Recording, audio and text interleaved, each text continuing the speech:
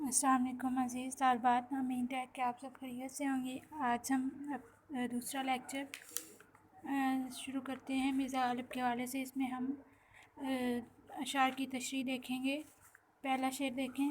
بس کہ دشوار ہے ہر کام کا آساں ہونا، آدمی کو بھی میسر نہیں انسان ہونا۔ بس کہ یہ ایک آپ کہہ لیں کہ سہل ممتنع کا شعر ہے، مطلب بالکل آسان الفاظ استعمال ہوئے ہیں، لیکن میں معنوی حیثیت سے یہ بہت گہرا اور بہت گہری بات کی ہوئی ہے کہ بس کہ دشوار ہے ہر کام کا آسان ہونا، اگرچہ کہ بس کہ دشوار ہے کہ بہت مشکل ہے ہر کام کا آسان ہونا، کہ ہر کام جو ہے جو ہم نے کام کرنا ہے وہ آسان ہو جائے، ہمارے لیے آسانی ہو۔ یہ زندگی ہے، زندگی میں آزمائشیں، زندگی میں مشکلات، یہ ساری چیزیں زندگی کا حصہ ہوتی ہیں۔ اس کے بغیر انسان جو ہے وہ زندگی کا تصور نہیں کر سکتا۔ لیکن سب سے مشکل کام کیا ہے؟ اگلے مصرعے میں وہ کہتے ہیں کہ آدمی کو بھی میسر نہیں انسان ہونا۔ اگرچہ ہم سب انسان ہیں، لیکن انسان کا سے مراد ہوتا ہے محبت، پیار، جس کے اندر انسانیت ہو، دوسرے لوگوں کے حوالے سے ان کے اندر ایک خلوص موجود ہو، وہ خلوص جذبات رکھتا ہو، وہ انسان کہلاتا ہے۔ ورنہ تو جانور بھی دنیا میں پیدا ہوتے ہیں، بچے پیدا کرتے ہیں، کھاتے ہیں، پیتے ہیں، اور آخر کار وہ مر جاتے ہیں۔ اگر اسی چیز کا نام زندگی ہے تو پھر تو وہ ایسی زندگی ایک جانور بھی گزار رہے ہیں۔ لیکن انسان کا مطلب یہ ہے کہ وہ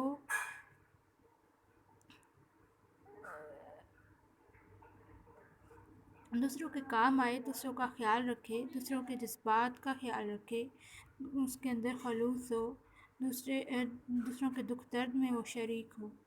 لیکن اگر انسان ایسا نہیں کرتا تو پھر وہ انسان نہیں کہلاتا۔ تو مطلب ہم آدمی تو سب ہیں، لیکن انسان بہت کم ہے۔ مراد یہ ہے کہ انسان، ہم شکل و صورت سے تو انسان ہیں، لیکن ہمارے اندر انسانیت ختم ہو چکی ہے۔ یہ ویسے بھی ایک فطری چیز ہے کہ انسان کے اندر ایک نفس کی صورت میں ایک شیطان رکھ دیا گیا ہے، ایک ویسے شیطان جو ہمیں بہکاتا رہتا ہے۔ تو انسان کی طبیعت کے اندر موجود یہ منفیت اور نفس جو ہے، یہ ہمیں ہمیشہ غلط کاموں کی طرف لے کر جاتا ہے۔ گناہ یا برے کام جو ہیں ان میں ایک ایسی لذت نظر آتی ہے کہ جو انسان ہے وہ چاہتے ہوئے بھی ان سے پیچھا نہیں چھڑا سکتا۔ اس کے اندر لالچ، حسد، بغض جیسی بہت سی برائیاں خود بخود پیدا ہوتی چلی جاتی ہیں۔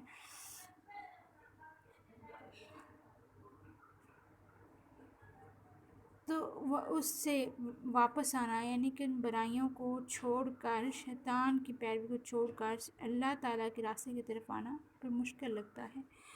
تو اسی لیے شعر ہے کہ فرشتے سے بہتر ہے انسان بننا، مگر اس میں پڑتی ہے محنت زیادہ۔ مولانا حالی کا شعر ہے۔ تو فرشتے جو ہیں وہ ان سے انسان ہونا بہتر ہے، اس لیے کہ انسان کے لیے ایک چیلنج ہے کہ وہ کس طرح سے فرشتوں جیسی صفتیں پیدا کرتا ہے، نیک بنتا ہے۔ فرشتوں کے اندر تو کوئی جنگ نہیں ہے نفس کی، شیطان کی، ان کو جو حکم دیا گیا ہے انہوں نے وہی کرنا ہے۔ تو لیکن اگر ایک انسان جو ہے وہ اپنے نفس سے لڑ کر جب اللہ تعالیٰ کی راہ میں آتا ہے، اللہ تعالیٰ کے آگے سجدہ کرتا ہے، جھکتا ہے، تو مطلب وہ انسان جو ہے وہ فرشتوں سے بہتر ہے، کیونکہ وہ اپنے نفس سے لڑ کر، اپنے جذبات، اپنی خواہشات کو مار کر اللہ تعالیٰ کے سامنے آ کر جھکا ہے۔ یہ انسان بننا جو ہے وہ فرشتوں سے بہتر ہے اگرچہ، اسی لیے تو فرشتوں سے ابن آدم کو، حضرت آدم علیہ السلام کو سجدہ کروایا گیا تھا۔ انسان جو ہے وہ فرشتوں سے افضل ہے، لیکن افضل بننے کے لیے محنت درکار ہوتی ہے، اور یہ بہت سخت محنت کرنا پڑتی ہے۔ تر دامنی پہ شیخ ہماری نہ جائیو، دامن نہ چھوڑ دیں تو فرشتے وضو کریں۔ تو یہ انسان اگر جو صحیح میں انسان ہے، جس کے اندر انسانیت ہے، تو وہ اس کی پاک دامنی اتنی مطلب اہمیت کی حامل ہوتی ہے کہ اگر وہ اپنا دامن چھوڑ دیں تو اس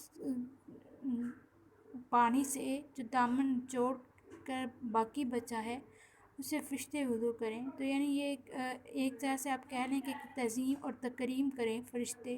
تو وہ انسان جو واقعہ میں انسان ہے اس کے واقع ہی فرشتے اس کی تعظیم کرتے ہیں، تکریم کرتے ہیں، اس کو اولیت دیتے ہیں، اس کو یعنی کہ اپنے سے زیادہ اعلیٰ مقام دیتے ہیں. تو یہ تبھی ممکن ہے جب کہ اس کے اندر ایک انسانیت پیدا ہو، جب وہ واقعہ میں ہی ایک انسان ہو. اور پھر غالب جو ہے، غالب کا شعر ہے: کعب پہ کس منہ سے جاؤ کہ غالب، شرم مگر تم کو نہیں آتی. تو مراد یہ ہے کہ انسان کے اندر کا شیطان جو ہے وہ اتنا، اب یہ دو طرح کے انسان ہیں نا، ایک تو وہ جو واقعی انسان ہے، نیک ہے سر، لیکن وہ لوگ جو شیطان کے بہکاوے میں آ جاتے ہیں، دنیاوی زندگی میں مگن ہو جاتے ہیں، مشغول رہتے ہیں دنیاوی زندگی میں. تو وہ پھر یہ اکثر کہا جاتا ہے کہ اچھا جو بھی ہے آخری وقت میں جب انسان بڑھاپے میں چلا جاتا ہے تو کعبے میں جائیں، حج کرائیں.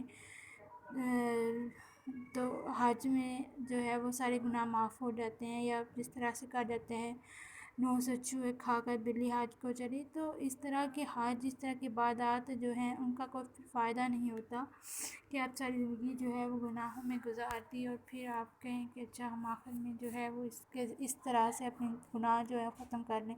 تو غالب یہاں انسان کو شرمندہ کرنے کی کوشش کر رہے ہیں کہ اب کعبے میں کس منہ سے آپ لوگ جائیں گے، کہ ساری زندگی تو آپ نے شیطان کی پیروی میں گزار دی ہے.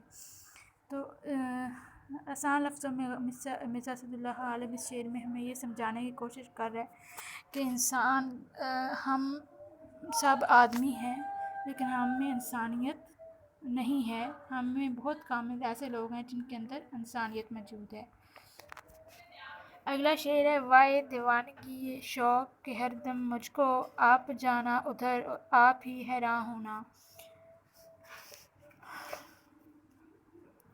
اب وائے دیوانگی، وائے جو ہے یہ افسوس کے لیے بھی استعمال ہوتا ہے. وائے اے دیوانگی، شوق تیرا کیا کہنا، یا تو کتنا مطلب آپ کہہ لیں کہ کس قدر تو انسان کو مجبور کر دیتی ہے عشق میں حاصل ہونے والی دیوانگی، کہ میں ادھر جاتا. ادھر کدھر؟ محبوب کے پاس. یہ عشق مجازی کے حوالے سے ہے. اور پھر آپ ہی حیران ہونا، یہ جو ہے وہ اردو روایت پر مبنی شعر ہے. اس میں عام طور پر ایک تصور پایا جاتا ہے کہ جو محبوب ہے وہ ظالم ہوتا ہے، شفاق ہوتا ہے، سنگ دل ہوتا ہے، وہ عاشق کو اپنا دیدار نہیں کرواتا، عاشق پر توجہ نہیں دیتا. جو عاشق ہے وہ اس کی بے وفائی نہیں سہ پاتا، تو وہ یہ ارادہ کرتا ہے کہ اب وہ اپنے عاشق کو چھوڑ دے گا، وہ اس کی گلی میں جانا چھوڑ دے گا. لیکن وہ ایسا نہیں کر پاتا. وہ ایسا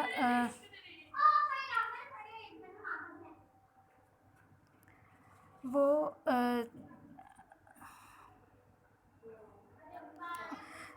لاشعوری طور پر اپنے محبوب کی گلی میں پہنچ جاتا ہے. وہ ایسے ہی کسی اور راستے کے لیے نکلتا ہے اور وہ پتہ اس کو تب چلتا ہے جب وہ اپنے محبوب کی گلی میں پہنچ جاتا ہے. ناصر کاظمی نے کیا خوب شعر کہا ہے، اس حوالے سے بالکل پرفیکٹ، یا آپ کہہ لیں کہ بالکل صحیح شعر ہے: چلے تھے اور کسی راستے کی دھن میں مگر ہم اتفاق سے تیری گلی میں آ نکلے. یعنی کہ لاشعوری طور پر ذہن میں ہر وقت محبوب کا سفر جب ہوتا ہے تو انسان لاشعوری طور پر بھی محبوب کے آس پاس اپنے آپ کو محسوس کرتا ہے، یا میں رہنا چاہتا ہے، کوشش بھی کرے تو لاشعوری طور پر محبوب کے آس پاس اپنے آپ کو پاتا ہے. تیرے کوچے اس بہانے مجھے دن سے رات کرنا، کبھی اس سے بات کرنا، کبھی اس سے بات کرنا. تو جو عاشق ہے وہ اس طرح سے جو اپنے دن رات جو ہیں وہ محبوب کی گلیوں میں گزارتے ہیں. کبھی اس سے بات کر لی، کبھی اس سے بات کر لی، کہ کبھی نہ کبھی تو محبوب کا دیدار نصیب ہوگا. لیکن ایسا ممکن نہیں ہوتا. تو پھر میں جو ہے عاشق کو محبوب کی گلی کی طرف آنے کا جو ارادہ ہے اس کو گلی میں نہیں نہ آنے کا ارادہ کرتے ہیں، لیکن وہ اس ارادے کو پورا نہیں کر پاتے، کیونکہ وہ لاشعوری طور پر ان کے قدم جو ہیں اس طرف سے ہی اٹھتے ہیں۔